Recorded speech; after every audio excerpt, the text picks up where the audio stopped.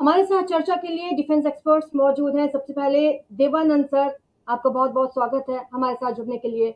और हमारे जी साथ मौजूद हैं मोहम्मद अली शाह सर, बहुत बहुत स्वागत है आपका एक बार फिर से हमारे साथ जुड़ने के लिए। और चर्चा इसी विषय पर करेंगे मोहम्मद अली शाह सर का कि यूक्रेन की राष्ट्रपति ने क्या यही फॉर्मूला सोच रखा है कि मैं झुकूंगा नहीं? अली सर। जी, मैं बिल्कुल सहमत हूं कल देवानंद साहब ने जो कहा।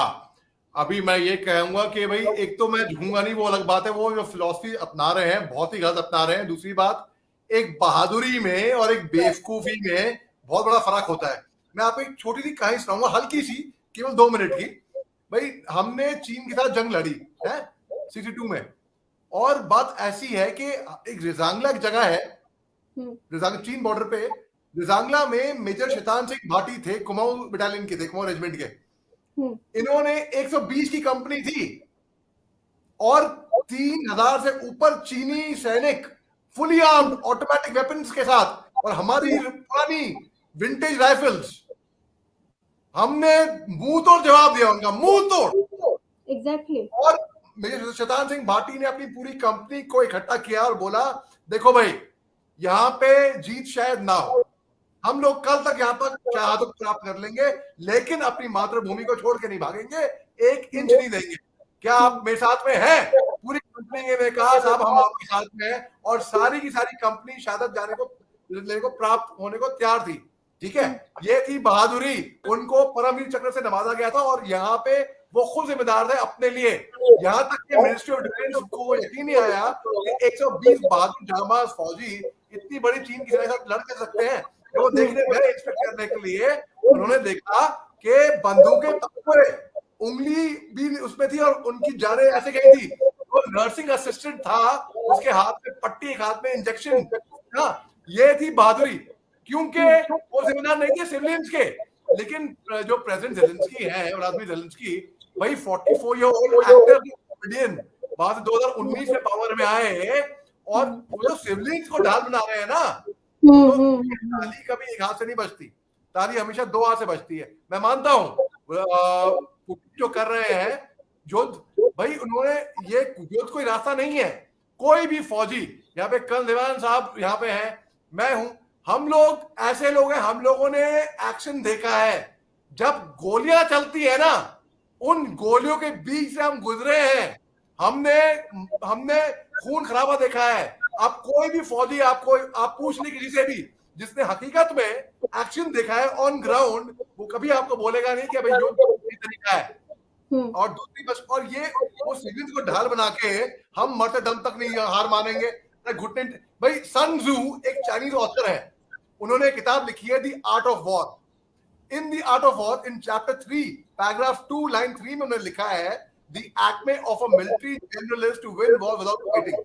ना लड़े ही आप जंग जीत जाए, ठीक, अच्छी बात है, चाइना यही फिलॉसफी अपनाता है। लेकिन उन्होंने चैप्टर 6 पैराग्राफ 3 लाइन 3 में लिखा है कि अगर आपको मालूम है कि आप हारने वाले हो, तो आप वहीं पे, आप टैक्टिकल रिट्रीट जिसको कहते हैं, आप आगे मत बढ़ो, आप पीछे जाओ।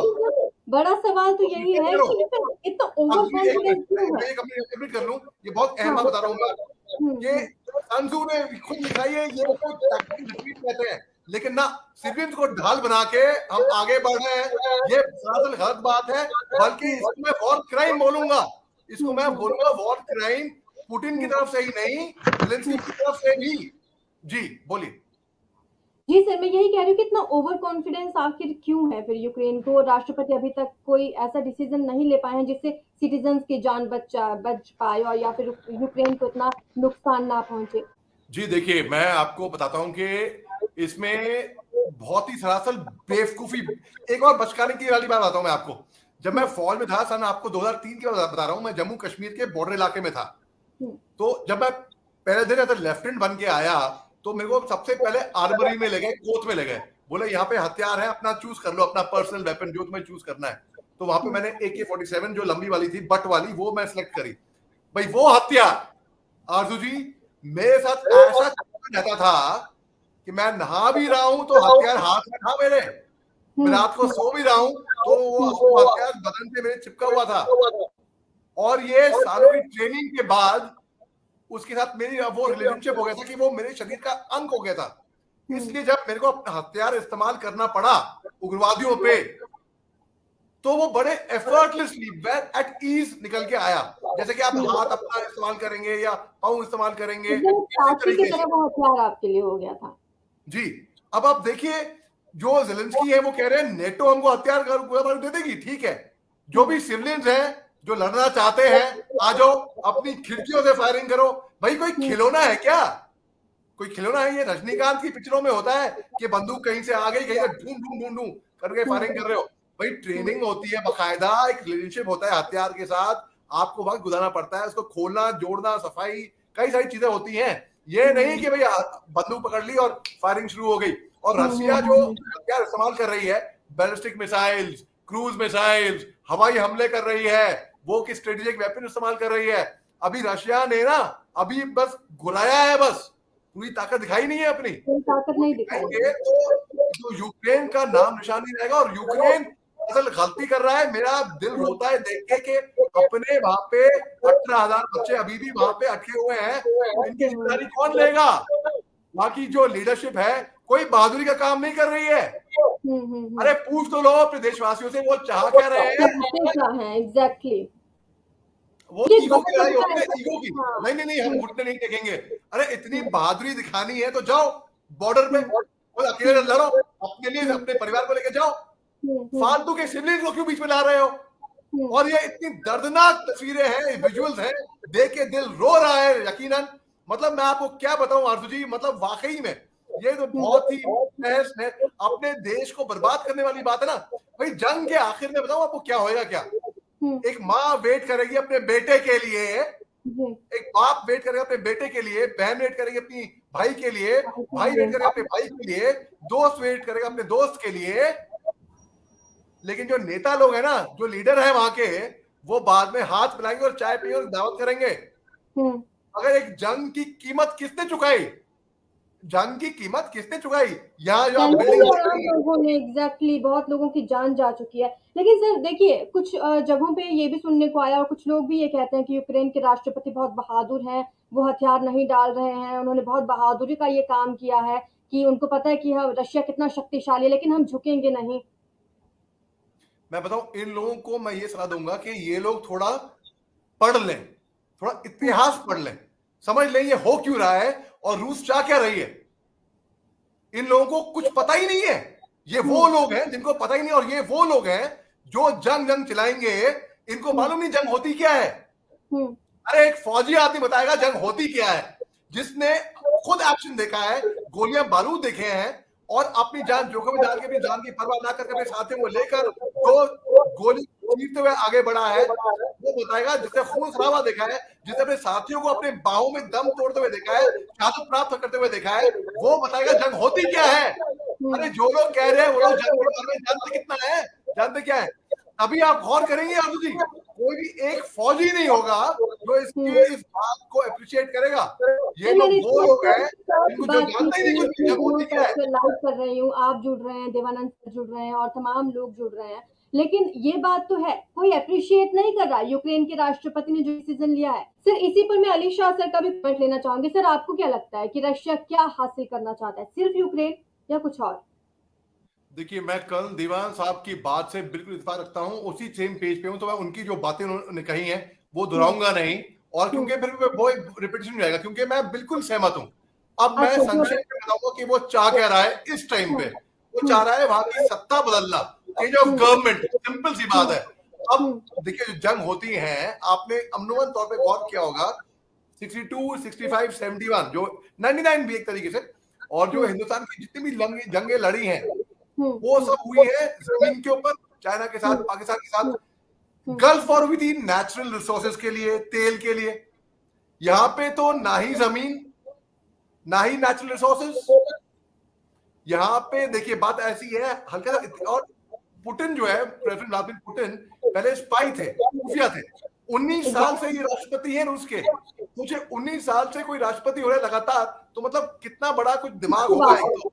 और एक तो स्पाई होना तो खुफिया तरीके से, उन्हीं की में चलेगी बात। अब मैं आपको ले आता हूँ हल्का सा इतिहास में। 1991 में जब डिसइंटीग्रेट, पहले तो लेट 80s की बात करते हैं, ठीक है, कोल्ड वॉर थी अमेरिका और रशिया की, ठीक है, कोल्ड वॉर खत्म हुई।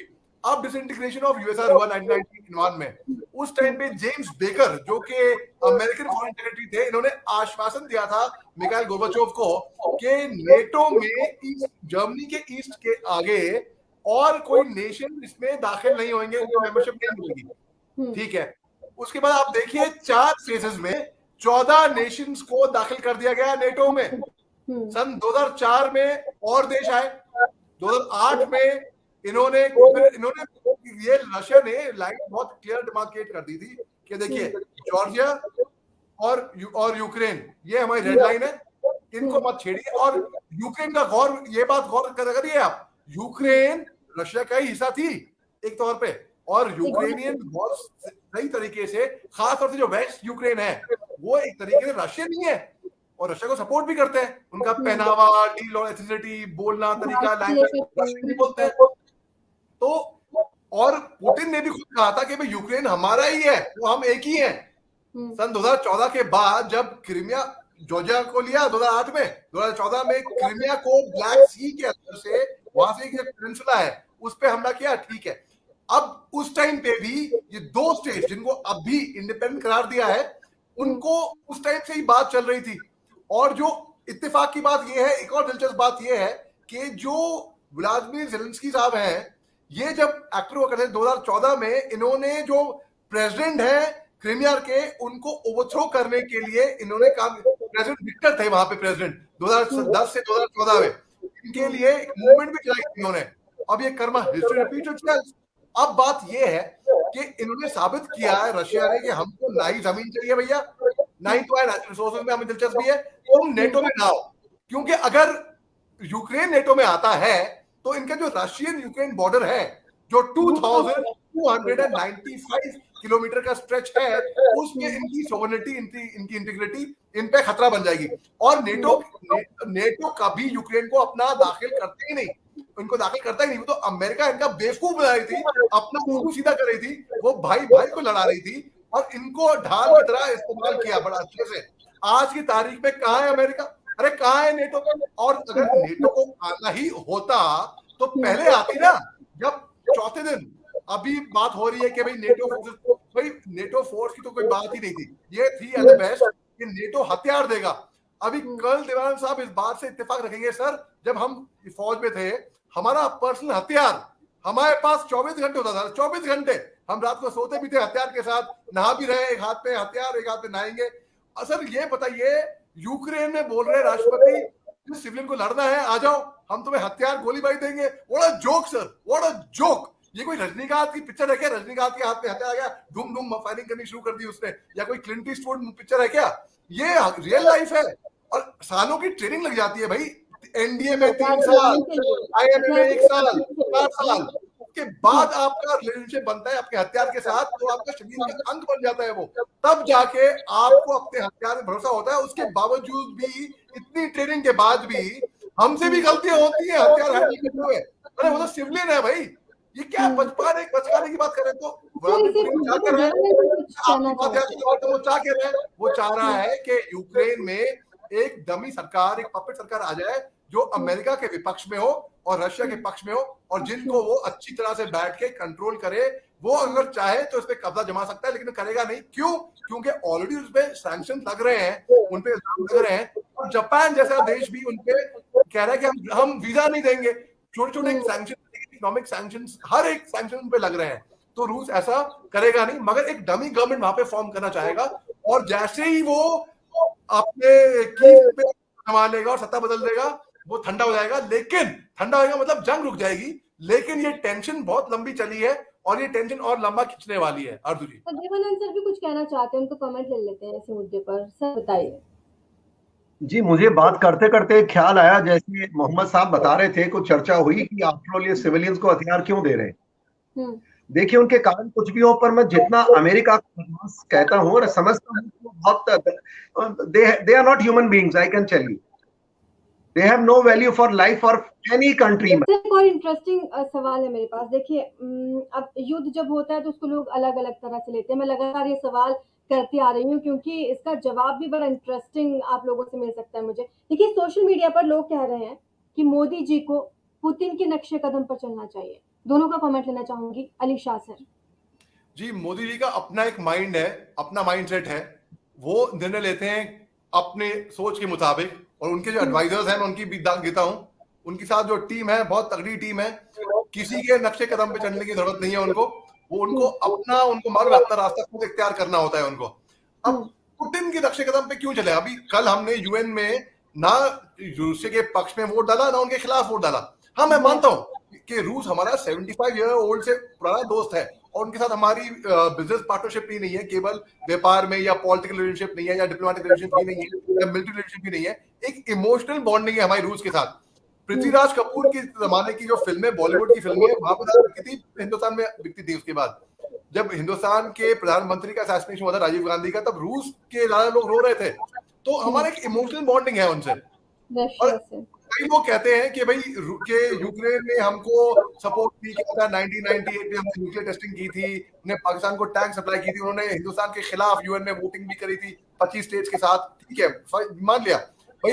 आज की तारीख में यूक्रेन में हमारे 20,000 से ज्यादा स्टूडेंट पढ़ने जाया करते हैं।